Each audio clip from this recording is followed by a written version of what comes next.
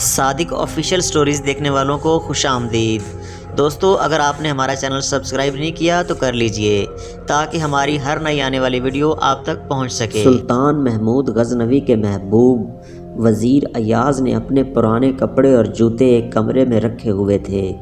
وہ روزانہ اس کمرے میں جاتا اور اپنے پرانے کپڑوں اور جوتوں کو دیکھ کر کہتا، اے ایاز، اپنی قدر پہچان۔ بادشاہ کی خدمت میں آنے سے پہلے تیری یہ اوقات تھی، پیوند لگے ہوئے یہ کپڑے اور جوتے تو پہنتا تھا۔ اپنے موجود مرتبے پر نازاں ہو کر اپنی اصل کو نہ بھول جانا۔ دیکھنے والے بھی قیامت کی نظر سے دیکھتے ہیں۔ اس کا روزانہ کا یہ معمول تھا۔ وہ کوٹلی میں جاتا اور اپنے کپڑوں کو دیکھ کر اپنے آپ سے باتیں کرتا اور کہتا کہ اپنی اوقات نہ بھول جانا۔ دوسرے امراء وزراء اس سے حسد کرتے تھے۔ انہوں نے محمود کے دل میں شبہ ڈالنے کی کوشش کی اور کہا کہ ایاز نے ایک کمرہ زبردست تالوں سے بند کر رکھا ہے، کسی کو اس کے اندر جانے نہیں دیتا اور نہ ہی کسی کو بتاتا ہے کہ اس میں کیا بند ہے۔ ہو سکتا ہے شاہی خزانے سے بیش بہا جواہر چرا چرا کر اس میں رکھتا ہو۔ اس کے کمرے کی تلاشی لی جائے، اس کی وفاداری کا بھرم کھل جائے گا۔ بادشاہ ایاز کی وفاداری اور پاک بازی پر پورا یقین رکھتا تھا۔ بادشاہ نے کہا، مجھے اس غلام پر حیرت ہے، اور حکم دے دیا کہ اس کمرے کے قفل کھولے جائیں اور جتنا مال و دولت اس نے ذخیرہ کیا ہوا ہے اس کے متعلق مجھے آگاہ کیا جائے۔ ایسے گندم نما جو فروش کا پردہ ضرور چاک کرنا چاہیے۔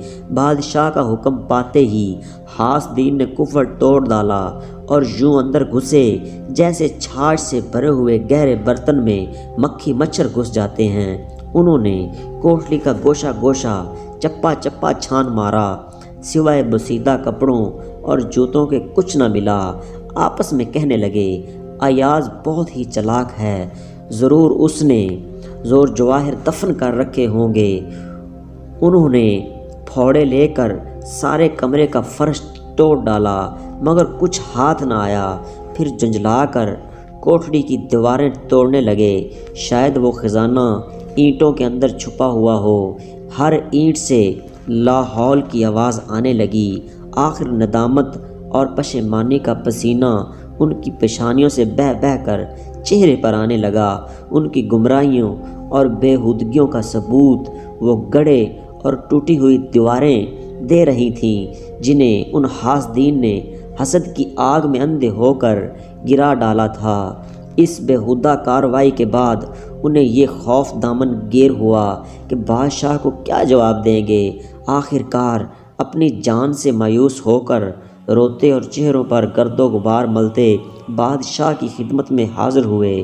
بادشاہ نے پوچھا، تم نے یہ کیا حال بنا رکھا ہے اور وہ مال و دولت کہاں ہے جو تم ایاز کے کمرے سے لوٹ کر لائے ہو؟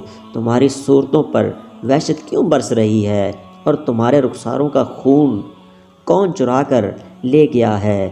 بادشاہ کے ان کلمات کو کتاب نہ لا کر سب کے سب حاسد بادشاہ کے قدموں میں گر پڑے۔ ان میں اتنی ہمت نہ رہی کہ بادشاہ کے روبرو کھڑے رہتے۔ سلطان نے ارشاد فرمایا، میں نہ تمہیں چھوڑوں گا نہ سزا دوں گا۔ یہ معاملہ ایاز کی صوابت دید پر ہے، کیونکہ تم اس کی آبرو سے کھیلے ہو۔ گہرے گھاؤ اسی نیک دل کی روح پر لگے ہیں۔ سلطان محمود نے ایاز کو طلب کر کے فرمایا، اے نیک بخت، تو اس امتحان میں سرخرو نکلا۔ یہ مجرم تیرے ہیں اور تجھے پورا اختیار ہے، انہیں جو چاہے سزا دے۔ ایاز عرض کرنے لگا، اے بادشاہ، حکمرانی تجھی کو ہی زیبا ہے۔ جب آفتاب اپنا رخ روشن دکھاتا ہے تب ستارے نابود ہو جاتے ہیں۔ سلطان محمود بادشاہ کہنے لگا، یہ تو بتاؤ، تم ہر روز اس کمرے میں اکیلے داخل ہو کر کیا کرتے ہو؟ اس بھید سے ہمیں بھی تو آگاہ کر۔ تجھے ان پرانے کپڑوں اور بسیدہ جوتوں سے کیا وابستگی ہے؟ تم کیوں ان کے سحر عشق میں گرفتار ہو؟ انہیں مخاطب کر کے باتیں کرتے ہو، انہیں کوٹھڑی میں چھپا رکھا ہے؟ کیا وہ قمیص حضرت یوسف علیہ السلام کا پیراہن ہے؟ کیا یہ قمیص حضرت یوسف علیہ السلام کا لباس ہے؟ اور وہ جوتے کس عظیم ہستی کے ہیں جنہیں تو چھاتی سے لگاتا ہے؟ یہ کیا جنون اور حماقت ہے؟